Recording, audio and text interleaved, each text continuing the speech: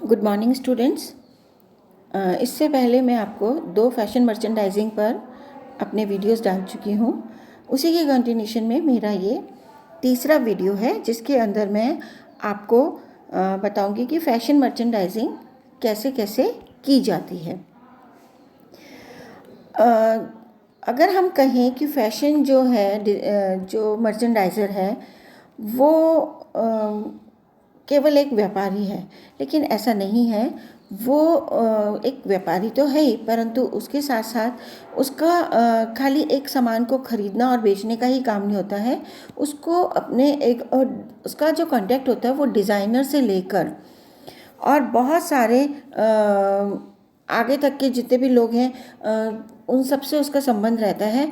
इसलिए वो अपने जो जितने भी फैशन आइटम वो बेचता है उसके लिए वो बहुत अधिक जिम्मेदार होता है, और इसके लिए वो अपने जो कई तरह के स्टोर्स को यूज़ करता है, बहुत सारी तरह की तकनीकों को यूज़ करता है ताकि जो उसका प्रोडक्ट है वो अधिक से अधिक बिक सके।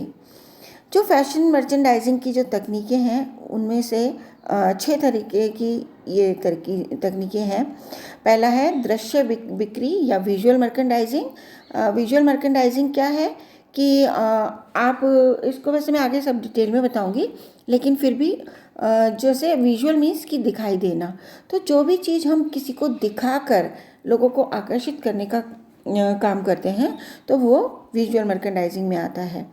दूसरा है रिटेल मर्चेंडाइजिंग या खुदरा व्यापार। तीसरा डिजिटल मर्चेंडाइजिंग, जैसे कि आजकल जो ऑनलाइन होता है। चौथा है प्रोडक्ट मर्चेंडाइजिंग। पांचवा ओमनी चैनल मर्चेंडाइजिंग। फिर है क्रय एजेंसी मर्चेंडाइजिंग या बाइंग एजेंसी मर्चेंडाइजिंग। फिर नेक्स्ट लास्ट है एक्सपोर्ट हाउस मर्चेंडाइजिंग। इन सभी की डिटेल हम अभी करेंगे। सबसे पहले है दृश्य बिक्री या विजुअल मर्चेंडाइजिंग। आप ये स्लाइड देख रहे हैं जिसमें डमीज़ को ड्रेसेस पहना रखी है, और आजकल ये आपको हर जगह देखने को मिलती है। चाहे आप किसी छोटी सी दुकान के ऊपर गए हों या मॉल्स में गए हों, लोग अपनी दुकान के बाहर अपने जो सबसे अच्छे कपड़े हैं या जिस क्वालिटी के या जिस टाइप के वो कपड़े रखते हैं उन कपड़ों को डमीज़ को पहना देते हैं। और साथ में आप देखिए पर्स भी लगा रखा है, गॉगल्स लगा रखे हैं, हैट लगा रखी है। ये सब जो एसेसरीज़ हैं इनको हम एसेसरीज़ कहते हैं। एसेसरीज़ मतलब कि पहनने वाले कपड़ों के अलावा जो भी चीज़ें हम पहनते हैं, चाहे चप्पल पहन रहे हैं, जूते पहन रहे हैं, बैग ले रहे हैं, पर्स ले रहे हैं, गॉगल्स ले रहे हैं, बेल्ट बांध रहे हैं, चूड़ियाँ पहन रहे हैं, ज्वेलरी कानों में पहन रहे हैं, ये सब क्या है, ये एसेसरीज़ होती हैं। तो दृश्य बिक्री या विजुअल मर्चेंडाइजर्स क्या करते हैं कि अपनी चीज़ों को डमीज़ को अपनी ड्रेसेस को पहनाते हैं और उनको इस तरीके से सजाते हैं कि उसको चलता फिरता व्यक्ति भी देखकर उसकी ओर आकर्षित हो जाए। इसलिए कहा जाता है कि दृश्य मर्चेंडाइजिंग जो है वो आजकल की सबसे अच्छी मर्चेंडाइजिंग है। इसके लिए मेनली क्या ध्यान रखा जाता है कि जो प्रोडक्ट्स हैं उनके बीच में जगह, उनकी प्रकाश व्यवस्था, और उनके ऐसा नहीं है बहुत घुसा के एक दूसरे के पास रख दें कि एक के साथ दूसरी का आकर्षण ख़त्म हो जाए। उसके लिए थोड़ी गैपिंग भी करनी होती है, उसको बीच में थोड़ा सा इम्पैक्ट देना होता है। लाइट, जो चीज़ आपकी सबसे ज़्यादा आकर्षण का केंद्र है उसके ऊपर आपकी प्रॉपर लाइट डाली जाती है ताकि उसी पर ही लोगों का ध्यान जाए। और ये विजुअल मर्चेंडाइजिंग न केवल आपको मॉल्स वगैरह में, बल्कि आप इसको अगर देखेंगे तो ये ऑनलाइन भी देखने को मिलती है। तो ऑनलाइन विजुअल मर्चेंडाइजिंग और ऑफलाइन विजुअल मर्चेंडाइजिंग 2 टाइप की होती हैं ये। तो ऑनलाइन विजुअल मर्चेंडाइजिंग में क्या होता है, जब भी हम कोई शॉपिंग करते हैं ऑनलाइन, तो हमको उस चीज़ को लोग जैसे कोई भी आप सूट खरीद रहे हैं, लहंगा खरीद रहे हैं या कुछ खरीद रहे हैं, तो वो सिंपली आपको उसको शो नहीं करते हैं, बल्कि उसको किसी ना किसी मॉडल को पहनाकर उसको दिखाते हैं, जिससे कि आप उसकी तरफ आपका आकर्षण आए, और ये मॉडल्स के द्वारा हमको आकर्षित करते हैं। ऑफलाइन विजुअल मर्चेंडाइजिंग जो होती है, इसके अंदर आपने देखा ही है कि मॉल्स के बाहर डमीज़ को पहना दिया जाता है। इसके अंदर इवन फर्श के ऊपर भी लेआउट करते हैं, बैनर्स भी लगाते हैं, और कई तरीके से इसके और भी तरीके होते हैं जिनसे इसको अपने डिस्प्ले करके लोगों को आकर्षित करते हैं। सेकंड है खुदरा व्यापार या रिटेल मर्चेंडाइजिंग। ये खुदरा जो व्यापार है, इसके अंदर आपने देखा होगा शॉप्स के अंदर, या आजकल तो मॉल्स का फैशन है, तो इसको भी ऐसा नहीं है कि कोई भी सामान कहीं पे भी रख दिया जाता है। इसको लगाने का भी एक तरीका होता है। ये देखिए, आपने इसमें एरो से बता रखा है कि डार्क कलर जो है उसको हमेशा राइट साइड में रखते हैं और लाइट कलर को लेफ़्ट साइड में रखते हैं। ऐसा क्यों है? क्योंकि हमेशा हम अपना राइट हैंड जो है वो उठाने के काम में लेते हैं, तो हमारा ध्यान जो है सबसे पहले डार्क चीज़ की तरफ हमारा ध्यान जाएगा, तो धीरे धीरे हमारी आइज़ जो होती हैं उसी शेल्फ में आगे बढ़ जाती है। तो डार्क कलर हमेशा आकर्षित करता है, इसीलिए उसको राइट साइड में रखा जाता है। इसी तरीके से जो लंबे प्रोडक्ट होते हैं उनको बिल्कुल बीच में रखते हैं, क्योंकि बीच में भी हमारी आइज़ जाती हैं, तो हम साइड्स में बाद में हमारी उसी में हम शेल्फ में देख लेंगे, तो हमारा एकदम से आकर्षण का केंद्र बीच के प्रोडक्ट्स पे जाता है। और इसी तरीके से वो चीज़ें रखी जाती हैं जो कि उस शेल्फ में प्रॉपरली फिट हो रही हैं। तो इस तरीके से इसको भी फिट करने का एक तरीका होता है। ऐसा नहीं है कि ये कहीं पे भी कैसे डिस्प्ले कर दिया जाता है। तो खुदरा व्यापार में के लिए रिटेल मर्चेंडाइजिंग का भी एक कोर्स होता है। इसके अंदर जो ग्राहकों को उत्पाद बेचने के लिए जो भी वो गतिविधियां करते हैं वो बहुत इम्पॉर्टेंट होती हैं। इसके लिए उनको प्रचार भी करना पड़ता है, विज्ञापन भी देना पड़ता है, और उसमें इसको स्पेशली इनको बेचने के लिए उनको कोई शॉप चाहिए होती है, कोई मॉल चाहिए होता है, या कोई स्टोर चाहिए होता है जहाँ पर वो अपने प्रोडक्ट्स को सेल कर सकते हैं। तो एक भौतिक रिटेल स्टोर में मर्चेंडाइजिंग बहुत क्रिएटिव होता है, रचनात्मक होता है, क्योंकि इसके अंदर मैंने जैसे आपको शुरुआत में पिक्चर के द्वारा बताया कि इसको भी आकर्षक तरीके से रखा जाता है, जिससे कि एकदम से उसी पॉइंट पे हमारी नज़र जाए। इसमें मर्चेंडाइजर्स जो होते हैं वो उपभोक्ता से डायरेक्ट डील करते हैं, उनको वो प्रमोट भी कर सकते हैं, किसी चीज़ को लेने के लिए उनको प्रेरित कर सकते हैं कि आप ये चीज़ लेके देखिए, ये बहुत अच्छी है, नई आई है। आपने भी देखा होगा, कभी आप शॉप पे जाते हैं तो आपने देखा होगा कि दुकानदार खुद एक आगे बढ़ के कोई नई चीज़ दिखाता है, कहता है कि इसको लेके देखिए कि ये नया आया है मार्केट में, या ये बहुत अच्छा है, इसके अंदर ये क्वालिटी है। तो आपको क्या होता है कि वो एक तरीके से प्रभावित कर देते हैं उस चीज़ को खरीदने के लिए। और इसके अंदर अपने विज्ञापन भी ये करते हैं रिटेलर्स, साथ में अपने बैनर्स भी लगाते हैं, और विंडो डिस्प्ले, जैसे विंडो डिस्प्ले मतलब जो आपका विजुअल मर्चेंडाइजिंग है वो भी वो करते हैं। जब भी हम किसी मॉल में अगर जाते हैं, अलवर में तो मैंने नहीं देखा है, लेकिन अगर आप बड़े शहरों में किसी बड़े मॉल में जाते हैं तो वहाँ कोई ना कोई प्रोग्राम चल रहे होते हैं, तो कोई गेम चल रहा है, इकट्ठा करके लोगों को कोई गेम खिलवा रहे हैं, या फिर वो कुछ ना कुछ वहाँ पे म्यूज़िक प्रोग्राम चल रहा है, या कोई डांस प्रोग्राम चल रहा है, या कोई बच्चों के बीच में कंपटीशन चल रहा है। ये सब किस लिए है कि एकदम से वहाँ पे लोग आकर्षित होते हैं कि यहाँ पे क्या हो रहा है, और उस आकर्षण में वहाँ पर वो अपने प्रोडक्ट को डिस्प्ले करके रखते हैं, जिससे लोग उसको देखते हैं और उसको खरीदने के लिए उनकी इच्छा हो जाती है। अब ये जो भी रखते हैं स्टोर में सामान, तो इनको देखना होता है कि हमारे पास पर्याप्त सामान हो। ये देखिए, रिटेल मर्चेंडाइजिंग से मॉल में अगर आप जा रहे हैं तो आपको इस तरीके से शॉप्स मिलती हैं।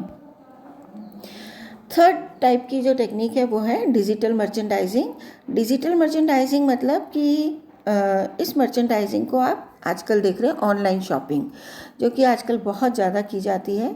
यहाँ पे आपको बहुत सारे तरीके के एडवर्टाइजमेंट्स मिलते हैं, आपको छूट मिलती है, डिस्काउंट मिलते हैं। ये सब आकर्षण के तरीके हैं जिसके माध्यम से आप उसको खरीदना चाहते हैं। और ये देखिए ऑनलाइन से आपको शॉप्स के ऊपर भी आपको डिस्प्ले मिल जाएगा।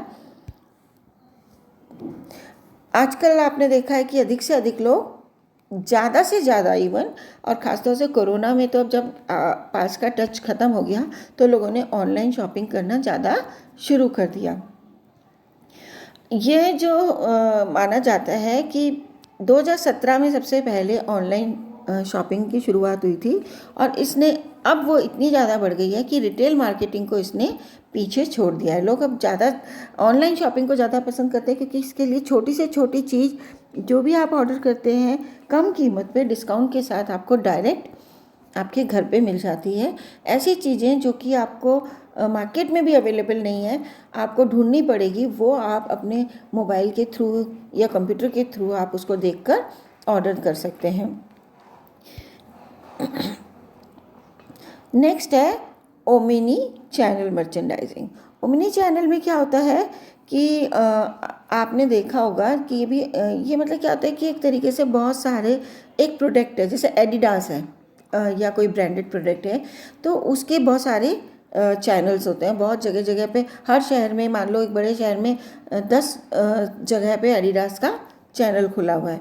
या इसी तरीके से कोई भी आपकी एक ब्रांडेड है, एडिडास ले लीजिए, लिवाइस ले लीजिए, या कोई भी जो ब्रांड है, उनको जब हम वुडलैंड ले लीजिए, जब हम उसके एक स्टोर पे जाते हैं और उस चीज़ को देखकर हम वहाँ पर छोड़ देते हैं, उसको ख़रीदते नहीं हैं, लेकिन उनके कंप्यूटर पे या किसी तरीके से वो उस चीज़ के ऊपर एक नज़र रखते हैं कि आप कितने चैनल पे उसको देखा, आपने कहाँ पर आपने उसको ढूंढा, ऑनलाइन भी ढूंढा, या फिर आपने कहाँ। ये देखिए चित्र है कि एक बंदा जो है, मान लीजिए वुडलैंड का शूज़ लेने जा रहा है, तो वो पहले एक स्टोर पे गया, फिर उसने वहाँ पे नहीं देखा, फिर दूसरे पे गया, तीसरे पे गया, उसने सारे स्टोर्स देख लिए जहाँ जहाँ पे भी उसको वो चीज़ मिल सकती थी, तो उसने परंतु वो परचेज़ नहीं करा। तो ओमनी चैनल के थ्रू क्या होता है कि वो सारे जितने भी चैनल्स, जितने भी स्टोर्स पे वो गया है, वो स्टोर्स का उनके पास एक वो आ जाता है कि इस आदमी ने कहाँ कहाँ पर उसको ढूंढा। उससे क्या होता है कि फिर कुछ समय बाद उसके पास एक मैसेज आता है कि आप ये चीज़ चाहते हो, ये आपको इतने डिस्काउंट पे मिल जाएगी, या एक के साथ एक फ्री मिल जाएगी। मतलब किसी तरीके से उसको आकर्षित करने के लिए वो उसको कोई ना कोई एक ऐसा वो देते हैं जिससे कि वो उनका सामान खरीदने के लिए तैयार हो जाए। और फिर वो जो होता है और ये जो, जैसे आपने कभी नोट भी किया होगा कि अगर आप कोई चीज़ खरीद रहे हो, आपने, चलिए ऑनलाइन भी आप कोई चीज़ देखते हो, मान लीजिए आपने कोई घड़ी देखी है, जब आपने कई बार घड़ी देख ली तो ऑटोमेटिकली आपके पास आर्टिफिशियल इंटेलिजेंस जो आजकल है कि वो ये देख लेता है कि आप क्या चीज़ ढूंढ रहे हो।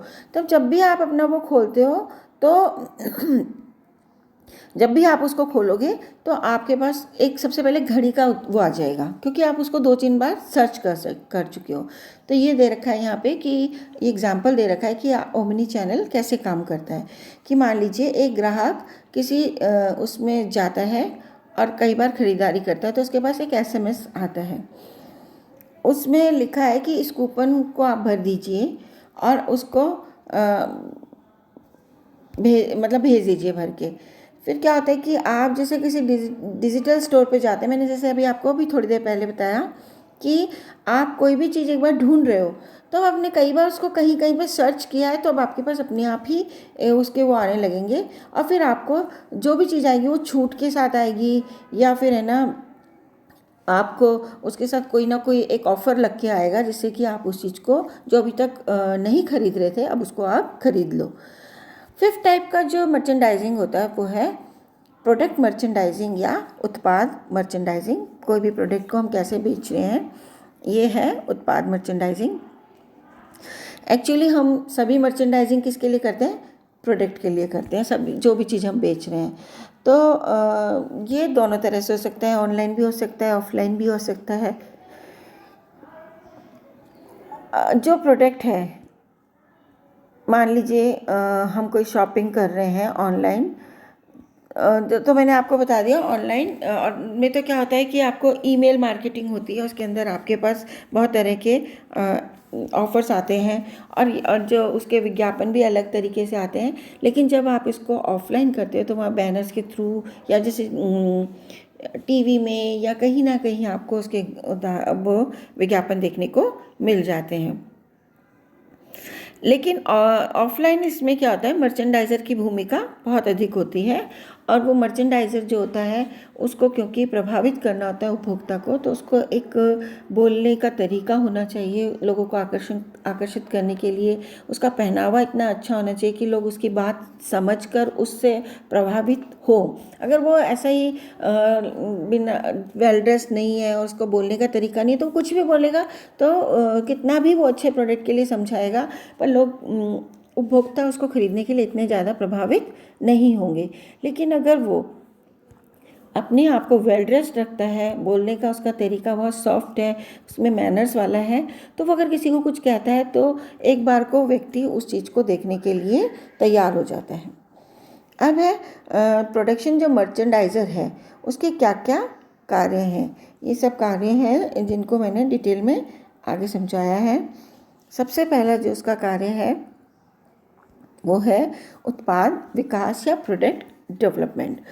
इसका मतलब है कि जो भी प्रोडक्शन मर्चेंडाइज़र है, प्रोडक्ट मर्चेंडाइज़र है, वो जो भी प्रोडक्ट लोगों की डिमांड होती है उस प्रोडक्ट को अपडेट रखता है अपने स्टोर में।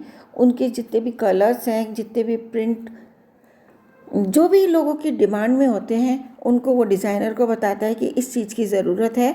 और क्योंकि वो डायरेक्ट कंज्यूमर के टच में होता है, तो जो भी लोग आके दुकान पे डिमांड रखते हैं तो वो उनको डिज़ाइनर्स को कहता है और डिज़ाइनर्स जो हैं उसके अनुसार प्रोडक्ट का डेवलपमेंट करते हैं। दूसरा है उनका काम है सैम्पलिंग या नमूना। उसके अंदर क्या है कि फैशन डिज़ाइनर जो भी होता है वो कुछ ऐसे नमूने रखता है प्रोडक्ट के या सैम्पल्स रखता है कि पहले वो लोगों को दिखाता है। ख़ासतौर से इस तरह की जो मर्चेंडाइजिंग होती है नमूना देख के ये एक्सपोर्ट, विदेशों में जो हम शॉपिंग करते हैं या विदेशों में सेल करते हैं, एक्सपोर्ट करते हैं, निर्यात करते हैं, तब ये काम में ली जाती है। इसके अंदर वो पहले पूरे प्रोडक्ट एक साथ नहीं भेजते हैं। जैसे क्या करेंगे कि पहले जैसे मान लीजिए हम गाउन बना रहे हैं तो गाउन में से हम केवल ये नहीं कि हमने 100 गाउन है तो 100 गाउन भेज देंगे, पहले एक गाउन भेजेंगे और उसको फिर उसकी सारी चीज़ें लिख देते हैं, पूरी कॉस्ट लिख देते हैं कि बटन इतने का है, लेस इतने की है, धागे इतने के लगे हैं, जो भी चीज़ उसके अंदर लगी है, ये कपड़ा इतने का लगा है, इतने मीटर लगा है, ये वाली क्वालिटी का लगा है, सब कुछ के साथ उसकी कॉस्टिंग इतनी बनती है। तो अगर वो जो सामने वाला है उसको अगर वो चाहिए तो वो अपना ऑर्डर दे देता है कि हाँ, और अंदाज से मान लो उसको 1000 का वो गाउन पड़ रहा है और उसको मान लीजिए 100 गाउन चाहिए, तो वो सीधा अपना वहाँ से, और क्योंकि उसको पता है कि इतनी कॉस्ट का है और इस मेरे को ये कलर्स ये मिल जाएंगे, तो वो अपने उस चीज़ का ऑर्डर वहाँ से दे देता है। तो ये सैम्पलिंग का था। नेक्स्ट इसका काम है कॉस्टिंग का, कि प्रोडक्ट मैनेजर क्या करता है, मर्चेंडाइज़र, क्योंकि वो जैसे मैंने अभी आपको कॉस्टिंग बताई कि कैसे कैसे कॉस्ट उसकी किसी चीज़ की जोड़ी जाती है। कोई भी एक प्रोडक्ट बनता है तो ये नहीं है कि हमने बस खाली कपड़े की कॉस्ट ले ली, उसके अंदर कपड़े के साथ साथ हमें बहुत सारी चीज़ें ध्यान रखनी पड़ती हैं। उसके अंदर धागा लगा है, तेल लगा है, आने जाने का किराया लगा है उस चीज़ को लाने के लिए, और उसके अंदर ट्रिम्स लगे। ट्रिम्स क्या होता है? ट्रिम्स होती है कि जैसे जो भी कपड़ा हमने बना दिया, कपड़े के अलावा उस पर जो भी चीज़ लगाई जा रही है, जैसे बटन लग रहे हैं, जिप लग रही है, कोई कढ़ाई हो रही है या फिर कोई लेबल लग रहा है, कोई भी चीज़ जो एक्स्ट्रा लग रही है उसके सिलाई के अलावा, कपड़े के स्ट्रक्चर के अलावा जो भी चीज़ एक्स्ट्रा लगती है उसको हम ट्रिम्स कहते हैं। तो हर ट्रिम्स की कॉस्टिंग होती है, कढ़ाई धुलाई वगैरह जो भी हो रही है उसकी होती है, उसको जो टेस्टिंग की गई है उसकी कॉस्ट लगाई जाती है। हम जब चीज़ों को लेने लाने के लिए मार्केट जाते हैं उसकी कॉस्टिंग लगाई जाती है। और फिर अपना कोई मान लीजिए फॉरेन एक्सचेंज हम कर रहे हैं, हमारी डॉलर में जा रही है चीज़ या हमारी रुपीज़ में जा रही है, उससे हमें कितना नुकसान लाभ हो रहा है उसकी हम कॉस्ट लगाते हैं। फिर हम अपना टोटल लाभ भी उसके अंदर जोड़ते हैं। तो ये सब काम किसका है? प्रोडक्ट मर्चेंडाइज़र का। नेक्स्ट है उसका योजना बनाना और कैलेंडर बनाना। इसको TNA भी कहते हैं शॉर्ट में। तो ये क्या करते हैं? टाइम एंड एक्शन कैलेंडर है ये। तो इसके अंदर वो पूरे महीने का या पूरे 6 महीने का या पूरे साल का एक प्लानिंग करता है कि मुझे इस महीनों में क्या करना है, सर्दियों में मुझे क्या चीज़ सेल करनी है, गर्मियों में क्या करनी है, कैसे बनाना है, किस नए डिज़ाइन को बनाना है, ये सब वो जो है कैलेंडर में पहले से ही डिसाइड करके रखता है और उसके प्लानिंग के अकॉर्डिंग ही वो काम करता है। नेक्स्ट है कम्युनिकेशन या संचार। अब प्रोडक्ट में जो मर्चेंडाइज़र है, जो बना रहा है प्रोडक्ट को, एक्चुअली प्रोडक्ट मर्चेंडाइज़र कौन है? जो प्रोडक्ट को बना रहा है। तो ये क्या करता है? फिर लोगों से कम्युनिकेट भी करता है। विदेश में उसे बेचना है तो वहाँ करेगा, डिज़ाइनर से करेगा, और फिर उसके बाद वो दुकानदारों से कम्युनिकेट करेगा। उसको बहुत सारे लोगों, मतलब जिस मार्केट मैनेजर से करना पड़ेगा, उसको सब लोगों को कम्युनिकेट करके अपने प्रोडक्ट के बारे में बताना होता है ताकि लोग उस चीज़ को अच्छे से समझ सकें। फिर है क्रय एजेंसी मर्चेंडाइजिंग। क्रय एजेंसी मर्चेंडाइजिंग में क्या होता है? ये ज़्यादातर ये भी विदेशी व्यापार में काम में आती है। जब विदेशी लोग हमारी चीज़ को ख़रीदना चाहते हैं, तो कोई भी एक कंट्री के लोग दूसरी कंट्री की चीज़ खरीदना चाहते हैं, तो वो क्या करते हैं कि उस चीज़ के लिए एक क्रय एजेंसीज का यूज़ करते हैं, क्योंकि डायरेक्ट वहाँ पे अगर वो जाके खरीदेंगे तो हो सकता है उनके साथ चीटिंग हो जाए, उनको कोई लूट ले। तो क्रय एजेंसी का काम होता है कि वो वहाँ के, क्योंकि मान लीजिए कोई अलवर से मेरे से आके चीज़ें खरीदेगा बाहर का, तो उसको अलवर के बारे में ज़्यादा नहीं पता है, तो कोई उसको लूट सकता है। लेकिन मुझे अपने अलवर के बारे में पता है, तो मैं यहाँ के रेट के हिसाब से प्रोडक्ट को रखूँगी।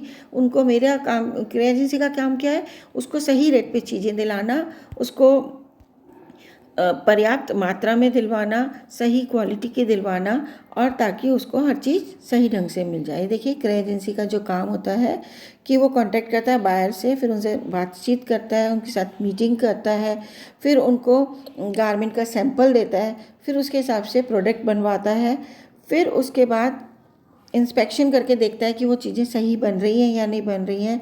फिर प्रॉपर उनको बनने के बाद वो चीज़ें वो शिपिंग पे भी करवा देता है।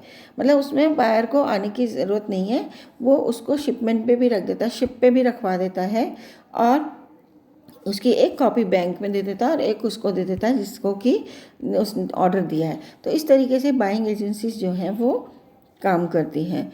ये ना केवल कपड़ों का, बल्कि हैंडबैग्स, बेल्ट, स्कार्फ, जो भी एसेसरीज़ होती हैं, उन सब एसेसरीज़ को भी पूर्ति करवाते हैं, ताकि जो भी खरीद रहा है उसको एक जगह ही सारी चीज़ें मिल जाएं। नेक्स्ट है export house merchandising. Export house merchandising भी एक तरीके से क्रय एजेंसी का ही काम के टाइप से ही होता है। इसमें विक्रेता जो होते हैं विदेशी होते हैं और वो खरीदते हैं। इसमें दो तरह के निर्यात घर होते हैं। एक तो खरीदार व्यापारी, जो कि निर्माता और खरीदार के बीच में लिंक का काम करते हैं, और इनकी जिम्मेदारी होती है कि उनको सैंपल देना, उनको सब चीज़ें पहुंचवाना। दूसरे होते हैं उत्पादन व्यापारी। ये प्रोडक्ट का उत्पादन करते हैं और उनकी जिम्मेदारी होती है सारी चीज़ें उन तक सही ढंग से पहुंच जाए। तो इस तरीके से ये जितने भी तरीके हैं मर्चेंडाइजिंग के, इनमें से जो प्रॉपर टेक्निक से वो बेचते हैं, उस तकनीक के आधार पर उनको जो तकनीक जिस प्रोडक्ट के लिए ज़्यादा सूटेबल है, अगर वो मर्चेंडाइज़र उसका प्रयोग करेगा तो उसका प्रोडक्ट जो है लोगों तक ज़रूर पहुंचेगा और उसकी मर्चेंडाइजिंग बहुत अच्छी होगी।